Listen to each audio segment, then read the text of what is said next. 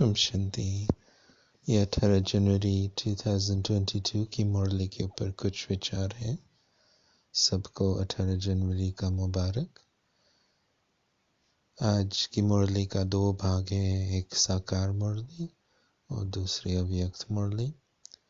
और साकार मुरली का टॉपिक है कि अपनी साधना का गर्व रखना है। बाबा हम सब का ध्यान खिंचवा रहा है निरंतर याद की अवस्था की तरफ। और ब्रह्मा बाबा ने अपने लौकिक जीवन में कई सन्यासियों का साधना का गर्व देखा था। वो भी योगी होते हैं। तो बाबा कह रहा है कि वो कोई भीख नहीं मांगते हैं। ऐसे कई ऐसे भक्ति में भी योगी होते हैं जो कोई संस्था नहीं बनाते हैं, गृहस्थी जीवन नहीं जीते हैं और कोई ऐसे मटीरियलिज्म में कोई कुछ नहीं जाते हैं। बस अपनी साधना में कि मेरी साधना से जो मेरे को आवश्यकता है वो पहुंच ही जाएंगे अपने आप। तो वो निश्चय से अपनी साधना करते हैं। तो फिर प्रकृति भी और समाज भी जैसे उनके आगे झुकते हैं, तो उनको जो ज़रूरत है वो पहुंच ही जाता है। बाकी गृहस्थी जीवन में हम बहुत प्रैक्टिकल सहारे, फैमिली के सहारा, जॉब, संपत्ति का सहारा, घर का सहारा आदि आदि सब साधन के सहारे। तो बाबा सिखा रहा है आप ये सब भरोसा को छोड़ करके एक शिव बाबा की याद का भरोसा पकड़ो कि आपकी याद द्वारा सब कुछ आपको मिल जाएगा, सब कुछ हो सकता है। एक मुरली में बाबा ये दर्शन हम सबको कराता है कि द्वापर युग के शुरुआत में जब ऋषि आत्माएं अवतरित हुई थी जो आदि हिंदू हैं, उस समय आप सब बच्चे वाम मार्ग में आ गए थे। तो आप शहरों में बड़े बड़े महल, बड़े घरों में रहते थे। आप उस समय भगत थे, गृहस्थी थे। और जो ऋषि की आत्माएं थे वो तो वन में रहते थे, अपने आश्रम में रहते थे। और उनके वाइब्रेशंस इतने पावरफुल थे जो आपको चुंबक की तरफ शेरों तक आपको खींचा। तो आप वन में उनको ढूंढने के लिए जाते थे। उनको राजगुरु भी बनाते हैं ना। तो ये भक्तों का भी इतना वाइब्रेशन का पावर हो सकता है। तो बाबा ने उस मुरली में कहा कि अब भी कल्प के अंत में आपको ऐसी अवस्था बनानी है कि आप एक जगह पर बैठ करके साइलेंस पावर द्वारा दूसरों को आप खींच सको, उनको जैसे फल दे सको। तो बाबा हम सबको कह रहा है कि आप जितनी अपनी योग बल जमा करेंगे और योग का गर्व रखेंगे तो आपकी प्रकृति, आपकी शरीर सर्व प्रकृति के साधन जैसे आपकी दासी बन जाएंगी, आपकी सेवाधारी बनती जाएंगी। और जो कुछ कर्म भोग है इसका अंदर स्मृति में कोई इसका लेप छेप नहीं पड़ेगा। कोई परिस्थिति की कुछ भी बात अंदर स्मृति में उनका कोई छाप नहीं लगेगा। तो ऐसी संपन्न अवस्था बनती जाएंगी। तो आज के भोग संदेशों में भी बाबा साइलेंस पावर का जमा करने का कह रहा है। वो देखो, जब शिव बाबा ने ब्रह्मा बाबा द्वारा ये कार्य शुरू किया था हैदराबाद में, तो उस समय ब्रह्मा बाबा किसी को कोर्स नहीं कराता था। लेकिन कई दादाओं का अनुभव रहा कि स्वप्न में श्री कृष्ण आया, ब्रह्मा बाबा देखा, अथवा चलते साक्षात्कार हुआ ब्रह्मा बाबा का, श्री कृष्ण का। फिर सत्संग में गए तो देखा कि जो स्वप्न में था वही सामने बैठा। तो कईयों को फिर से साक्षात्कार हुआ। तो शिव बाबा ने उस समय जो ब्रह्मा बाबा की आत्मा में अपरोक्ष था, श्री कृष्ण की जो का जन्म, फरिश्ता स्थिति, वो ब्रह्मा बाबा की आत्मा, दादा लेखराज की आत्मा में अपरोक्ष था ना, और शिव बाबा ने उसको परोक्ष कर दिया। तो जो दादा लेखराज था वो अपरोक्ष हो गया, वो मर्ज हो गया, और जो श्री कृष्ण की स्मृति, संपूर्ण ब्रह्मा की स्मृति, वो इमर्ज हो गया, और जो दादा लेखराज था वो मर्ज हो गया, अर्थात अपरोक्ष हो गया। और जो अपरोक्ष था, श्री कृष्ण और फरिश्ता स्थिति, वो परोक्ष हो गया, अर्थात इमर्ज हो गया। तो ब्रह्मा बाबा ने ऐसी अवस्था इमर्ज किया तो अनेकों को वाइब्रेशन पहुंचा, जिससे उनको भी साक्षात्कार होने लगे। उनके अंदर जो उनका भी देवता संस्कार था वो भी इमर्ज हो गया। तो उनका जो अपरोक्ष संस्कार थे वो भी परोक्ष हो गए। तो दादियाँ आ गई, दादाओं आ गए। तो इस प्रकार से सूक्ष्म सेवा। तो बाबा भोग मैसेज में कह रहा है कि देखो, बाबा फिर अव्यक्त स्थिति प्राप्त किया 1969 में।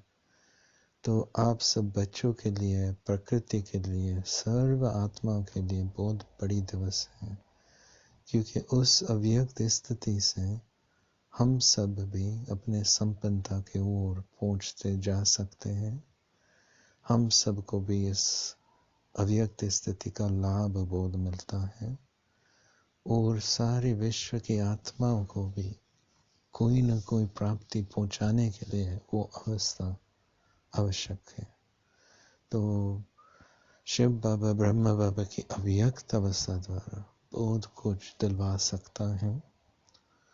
तो बाबा फिर अपनी दादियों का भी मिसाल देता है कि उन्होंने भी अपने कर्मातीत अवस्था प्राप्त किया, तो वो भी फरिश्ता स्थिति द्वारा दूसरों की सेवा कर सकती हैं। तो आप बच्चे भी जितने आप अपने संपूर्ण अवस्था से नजदीक आते जाएंगे, तो ये खास मनसा सेवा, फरिश्ता स्थिति की सेवा आप कर पाएंगे। दादी जान की मिसाल देती थी कि समझो एक पानी का ग्लास है, अंदर पानी स्वच्छ है परंतु ग्लास डर्टी है। तो जब देखेंगे तो लगेगा कि पानी ही गंदा है, परंतु ग्लास गंदा है। तो बाबा सिखा रहा है कि देखो अपने अंदर कौन सी खामियां हैं, विकार हैं। तो बाबा आपका सर्जन है। तो आप बाबा की याद से, बाबा के साथ बात करने से आपका रूहानी सर्जन ये सब आपके अंदर बीमारियां हैं वो निकालता जाएगा। सारी खाद जो है वो निकलती जाएंगी बाबा की याद से, और जितने वो निकलती जाती हैं तो आपके अंदर जो आपका देवता स्वरूप है, फरिश्ता स्वरूप है, जो वर्तमान समय अपरोक्ष है, वो परोक्ष होता जाएगा। तो आप जितने साफ होते जाएंगे तो आपकी संपूर्ण अवस्था समीप लगेंगी। तो फिर दूसरों को भी आपके द्वारा अनुभव होता जाएगा आपके फरिश्ता देवता स्थिति का। तो ये सूक्ष्म सेवा अपनी स्थिति का हम सबको करना है। जितने हम ये साइलेंस पावर जमा करते जाएंगे और साइलेंस द्वारा ही सेवा करते जाएंगे, तो हर संकल्प पावरफुल होता जाएगा। जो वर्तमान समय बोल और कर्म द्वारा करना पड़ता है, वो सब संकल्प से होता जाएगा, क्योंकि जिस संकल्प में योग बल भरा हुआ होता है, वो वास्तव में एक्शन से भी पावरफुल है। Om Shanti. Om Shanti. These are some thoughts on the Murli of the 18th of January 2022. Happy 18th January Angelic Day to everyone. We have a Murli in two parts. The first is a Sakar Murli. That's Murli spoken through the corporeal body of Brahma. And then the second part of the Murli is the Avyakt Murli, which was spoken through the corporeal body of Daddy Gulzar. And in the Sakar Murli, Baba is teaching us to develop the pride of our spiritual endeavor. He's guiding us towards developing a stage of constant yoga. And both in the Murli and also in the Bhog messages, Baba is saying that if you focus on developing your silence power, you'll realize that actually the power of yoga can achieve everything that you need and everything that the world needs. Baba is giving the example of some sannyasis that he had seen in his devotee life. And these sannyasis have this pride of their spiritual endeavor. They don't go asking for alms, and they don't try and develop even organizations or anything like that. But they have this pride that just by sitting in their meditation, whatever they need, it will come to them. In one Murli, Baba describes how the rishis of the Copper Age, they would live within the forests, and we, the deities, had come into the path of impurity and devotion. We were living in the cities as kings and queens at that time as well. But the vibrations of these rishis actually attracted us to the forests, to see what they were doing and to learn from them. They didn't go anywhere, they didn't seek anything, but we were attracted by their meditation. So Baba is saying that you souls as well have to have pride within your power of yoga. The more that you develop it, the more that you experience what silence can achieve, the quantity and the quality of your yoga improves. Then you'll see that everything that you need will just come to you.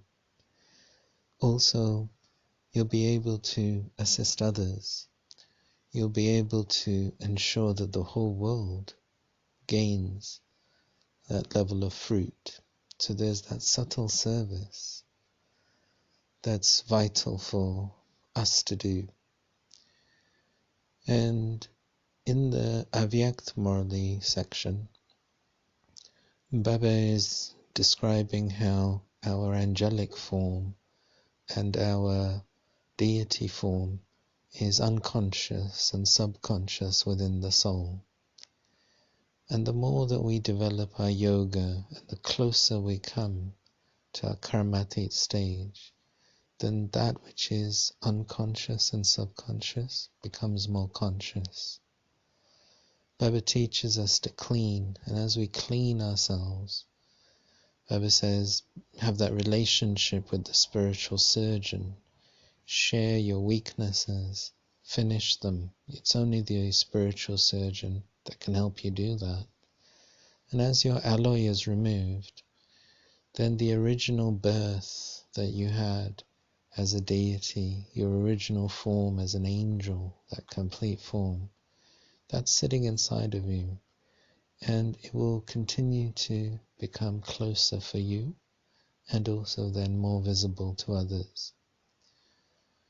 Lady Genki used to give the example of a glass of water, and the water inside is very clean, but the glass is dirty. So when you look at it, it looks like the water is dirty. So when we look at ourselves, until we've done all the cleaning, we will see the dirt inside, and it will block our vision of our own deity form and angelic form. But as that cleaning occurs, we'll have a clearer perspective of who we really are, and then others will feel that. In Hyderabad, Brahma Baba didn't give people the course, but several of the dadis and dadas related their experiences of seeing Krishna and Brahma in their dreams, or just walking down the road and then suddenly they have a vision of Krishna and Brahma. And then later they went to the gathering and there was that Brahma that they saw in their dream, in their vision. And so what Baba explains is that the more that you make your spiritual, your elevated subconscious conscious, then that emerges in other people's minds as well. So with those daddies, Brahma Baba had realized who he was, and Shiv Baba stabilized him in that original form, in that perfect form. And it unleashed a vibration so that so many other souls' subconsciousness was also triggered. So they also then had their awareness of being a deity and angel emerge. And Baba's saying that you now have to do that service for others. My Lokik mother, Ranjan Ben, she had a vision on the 18th of January 1969. So she had Brahma with his arms out suddenly appear in front of her. She was in London at the time, I think, or in Scotland, something like that. And then she received knowledge 13 years later, in 1982. But that subconscious trigger must have started where the avyakt form of Brahma was beginning to pull her. So Baba is saying today in the Bhog message that Brahma Baba achieving that avyakt form, and it has enabled the whole world to receive the fruit. So for all of you souls, you're then able to realize your angelic and your deity form, but also all the souls of the world, they're able to have new experiences. So Brahma reaching that complete form of an angel is very significant for transformation. Transformation of souls, transformation of the elements of nature too. And so Baba is saying to us that you have to also do this. Our senior daddies have also achieved their karmatit stage. So they appear also as angels with Baba, and Baba sends them on tours in their angelic form. And Baba is saying the more Brahmins that can reach that stage, the greater the volume of that service as well for all the souls of the world. So it's very subtle, but it's all about having that pride in our spiritual endeavor, focusing on that yoga. And then what we are trying to achieve through words, we will be able to achieve it all through the power of thought, because our power of silence will be advanced. So then what cannot be achieved through just a thought, the thought becomes more powerful than the action when it is backed up with a stock of yoga power. Om Shanti.